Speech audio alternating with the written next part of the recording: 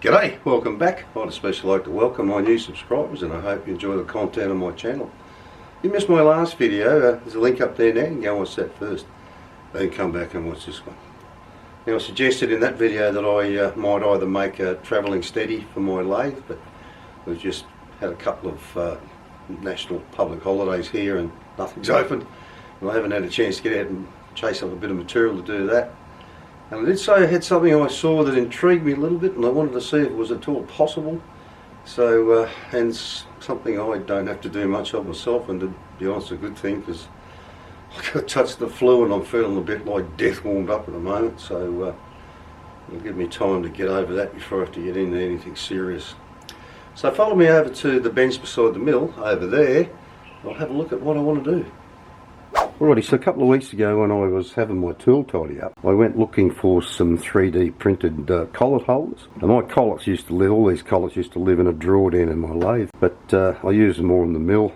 Handier to have them over here beside the mill. So I printed these up, they're all numbered, so I don't have any 1 and 2, so the two 20mm ones I've got it down there.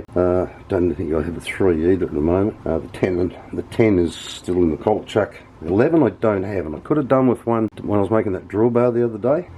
Don't have a 15, I don't have a 17, and I've got a 16 and an 18. Now, every now and then you could do with a collet for a square or a hexagonal collet, material, but I've never been able to track any down here. I don't know why. I mean, I had, we used ER40s or something in our lathes, in our CNCs back home, and we had squares and hexes and all sorts of stuff for them, but can't seem to get these in it. So while I was tracking down these printed holders here, I came across 3D printed ER32 Collets, and that's supposedly a 1/2 inch square. I printed that late yesterday, I haven't cleaned it out yet, it's still furry on the inside. I can run a file down and then clean it out.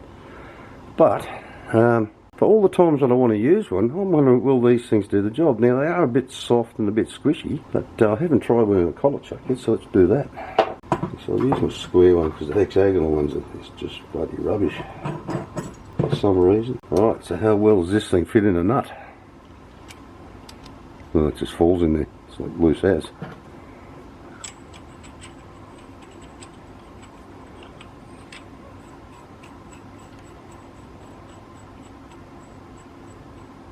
Nearly all the way up in the thread there, and it's not compressing it. Yeah, there we go, it's just starting to compress it now. I'll just see if I can find a lump of 1/2 inch. I should have some 1/2 inch square here to try on that. I'll just get a bit and try it. Alright, so that's a bit of 1/2 inch square brass. Try squeezing in there first. Oh yeah, I mean, like I said, I haven't cleaned all the fuzz out of there yet. Just put it in there and give it a nip. Oh, that seemed to tighten up alright. So they may all work alright. Doesn't seem to be gripping that well, but like I said, it's full of fur and I've got to clean them out. So I'm going to print a couple of them up, included in the files, and then there's not a full set in there, but there are imperial ones which I don't have a lot of. I do have a 1/2 inch collet, and I have a 12mm and a 1/2 inch, but I could do an 11mm round, 1/2 inch hex and a 1/2 inch square. And as I started to say, included in the files there are a couple of blank ones, so you can put whatever you like on the inside of them. So we might get into the desk and have a quick look at that. Alrighty, so the files you download from Thingiverse and other downloads of printable stuff, they're for running through your printing software, and they are STL files, as you can see by this one here. Now, you can't edit those STL files, but you can import them into your software. Now, this is FreeCell, and you can see by this drawing here, it's got all these funny looking lines all over it because that's the way it comes in. That's the way it looks as an STL file, and that's been converted so that I can change it. Now, that's the 11mm round that I need, so I've set that up and I've already saved it. But if I come back in here and where are we? Paste feature, and hide these things. Oop, no, actually I might delete them. I've saved that collet, so I'll just come back in here. Shift, delete all of these. Yes, that should get me back to my. Now I'll get rid of that sketch. Open that up. should give me back. Right, so now you can see that this is just, well, it hasn't really got a hole through it, it's just the centre's missing out of it there. Alrighty, so we go up there and we select add a drawing. Get out of there. We'll add a drawing, select the face that we want to draw it on. That's the one we want there. That's the plane we want. Then we'll go and add our hexagon to it. And we want a hexagon that is 12.7 millimeters divided by 2, because it's a radius, not a diameter, that we're putting in there.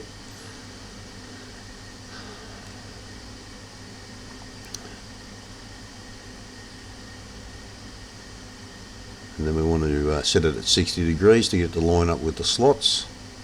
And something went wrong there. It looks like it didn't, the divided by 2 didn't stick, so it looks like we'll have to go back and do that. Get rid of the millimeters, change it to divided by 2. And there you go, that fixed that. So now we can close that, and the drawing is fully constrained, so we can put a pocket in there. Pretty complex drawings, these STL files. So then we can select through all, which will take the hole right through the middle of it. And there you can see that the hole does in fact go all the way through. Now all we need to do is add some chamfers to it and we'll be done. So if we go around and select all these edges here, and like I said, they're intense drawings and it can take a while for everything to happen. But you go around and you hover on it, it goes yellow, and then you click it and it goes green. You've got to hold the control key down to make sure you get all these edges, otherwise it'll just forget the one you clicked on before. We'll tell it chamfer it, it'll automatically add a 1mm chamfer, which is way too much. So then we'll cut that back to 0.2 of a millimeter. Let's click OK. Because all we want to do is clean the edge up so it's not a sharp edge. Go around the other end and do it. Do the same, give it the same treatment. Select all the edges. Zoom it out a bit so you can see what I'm doing. Less edges to select on this side. This is chamfer it. Could have done that in an easy way, and I'll show you in a second how. Change that to 0.2. Click OK. Now the easy way to have done that is to have selected the one before it, and then just click on that button there, and it will have allowed us to add all those extra edges into the same one, not have to redo it. But anyway, it's done now. So all we need to do is save it, and then we can export it.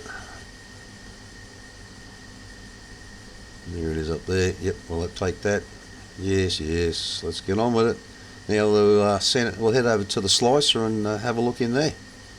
Alrighty, so this is Creality Print. That's what I use. I have a Creality printer, so I just sort of use their software because it makes life easier. So I'll add a drawing. So that's the 1/2 inch one I downloaded, not the one I just did. What's this? It's throwing an error up here. More. What is that? What the hell is that? Creality Print will automatically cap the jerk speed to ensure it doesn't surpass the printer. I don't know why that's come up all of a sudden, but anyway, I've not seen that before. It might have been a setting in this drawing, but I don't know. But anyway, you can't print that like that, so we'll flip it over, get rid of that damn warning again. I'll change, come over here. Actually, before we do that, we'll come up and we'll pick which. Going on here. That one there is the one I use, I created, I find works well for me. There's that bloody warning again. I'll come down here and change that to 100% infill. No, it's still throwing up this warning. It must be in something in this drawing. I don't know what's going on there. Go away. Slice the plate. Audio, it says it'll take 1 hour and 52 minutes to print that. Audio, so we'll export it. So we'll go out into this print file that I have. These are all G-code files for printing. And that's it. say successfully. Yes I do. So I'll go and get my memory card and we shall move it onto there. Alrighty, so at the risk of boring the hell out of you, I just thought I'd run you through the setup of this printer. Alrighty, so I just use the memory card like this. It fits in a slot around the side here. I've got a shirt on, so I'm not going to step in front of the camera. Righto. And then before I turn the power on, I slide the plate forward. I do this before every print session. I don't do it after every print, but before every session I use just a bit of alcohol, and I wipe the plate down. Just to make sure there's no dirt or anything on it. I mean, this just sits outside here under the carport, but I put a big black plastic garbage bag over the top to keep the dust and everything off it. And I also put a big bag of desiccant inside here when it's not being used, so that the PetG is not soaking up all the moisture out of the air. Rightio, so let's push that back in. Power switches around up the side here. Turn the power on. The instrument panel here fires up. Just press the button for print. Hello, what's going on here? It's not reading that disc. Why isn't it reading that disc? Oh, this is the dud disc. Alright, I'll be back shortly. Well, you don't know why, but the memory card I used this afternoon to print that square one has suddenly decided that it's corrupt and it can't be written to. And the one I had in there is a dud one. But anyway, there's a list of everything that's on this other one I use. And the last thing I put on is nearly always the first one that pops up. So we just rotate this up and down until we get the one we want. And if you leave it on, it'll scroll across so you can read the whole thing. So we select that. I don't run the calibration every time because I found it doesn't need it. This one does probe the bed every time before it runs. So anyway, just select the file I want, press confirm, and then we'll move this camera for a sec. Zoom it back out a bit. And you'll see that it'll go through this whole rigmarole of checking the bed heights and all the rest of it while it heats up. But I won't record all that because it takes quite a while. I'll just show you a little bit of it. There's a little probe on it, and it goes through and it just probes the bed. Actually, just give me a moment, I'll wind this down so you can see closer down the bed level. You can see what's going on.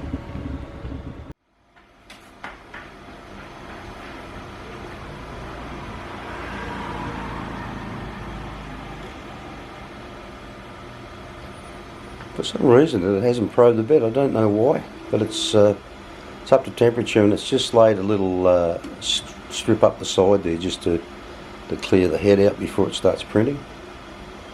So we'll come back later and see how it's going.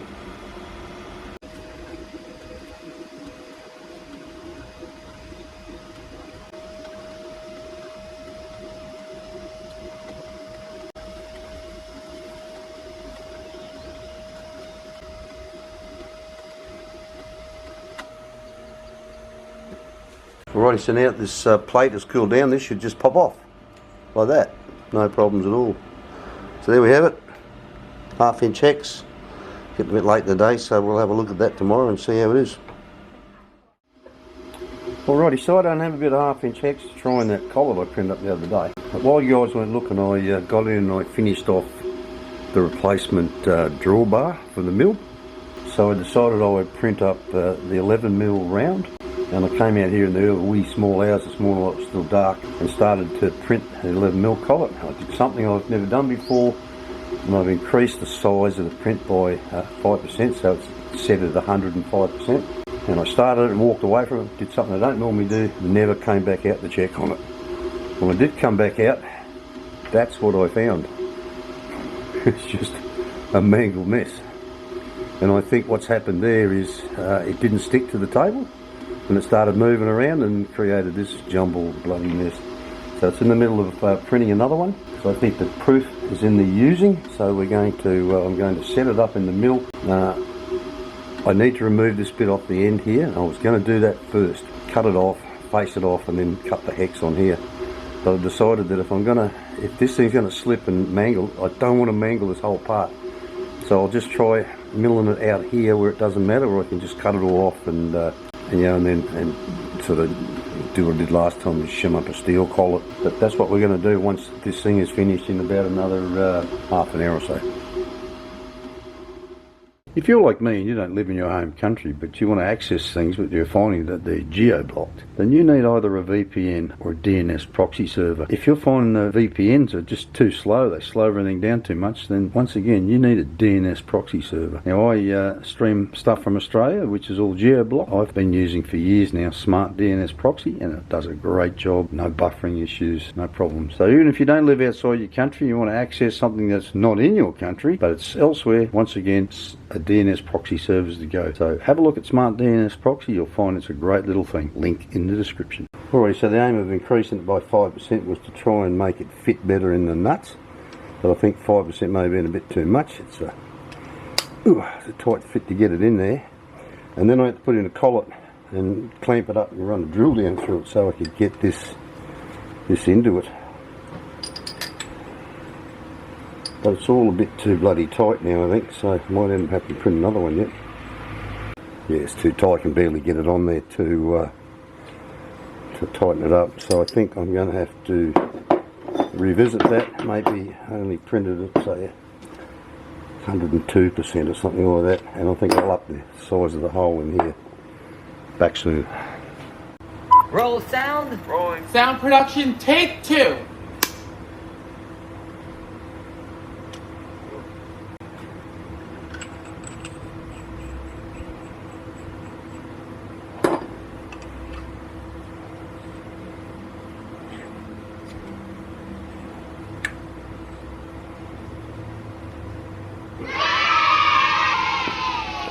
Alrighty, so give me a couple of minutes to set this up and we'll see how we go milling the hex on the thing. Alrighty, so I'm not going to try and get too greedy and take the full depth of cut on this. That did seem to tighten up pretty well, but come to think of it, I haven't clamped that chuck up properly yet because I only had it sort of tight enough so that as I did it up, I could pull up the collet chuck out a little bit. So just give me a moment to finish tightening that up before I forget. Alrighty, so here goes nothing. A little bit of oil on that. So I'll do this in 2 cuts because, like I said, I don't want to get greedy and just destroy it straight off the bat.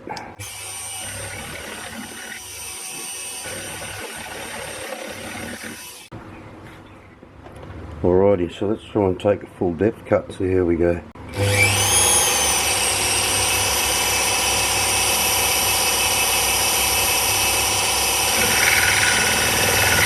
Oh, you know what? I think I've done it again. I did it the last time I did this too. I didn't tighten the bloody collet up on the cutter.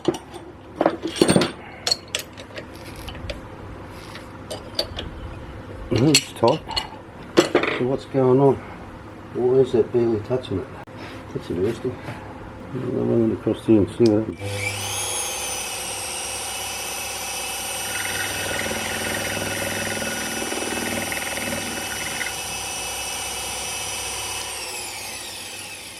Something's not right.